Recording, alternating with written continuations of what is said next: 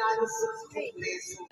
Ay, ang mga bayan po namin o tanaw na kay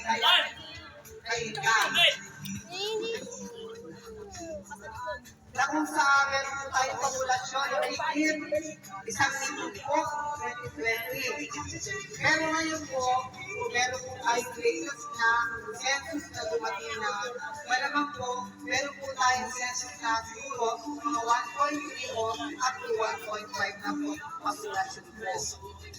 Ngayon po, merong pinakamalaking latest na needs by population. Ang ibig sabihin po niya, tayo po ang pinakamayamang bayan. Pinaglalagyan po ng Rizal, na kung saan po ang distrito uno po, yan po ay may bayan na nakakasakot. Kaya po ay top 10 na pinakabayaman po sa lalawigan ng Rizal. At yan po ay pinakabayaman po sa buong Pilipinas ng mga lalawigan. Kaya po ang katanungan po natin, bakit hindi po naibigay ng pamahalaan po natin ang tamang dapat natin matanggap po sa kanila.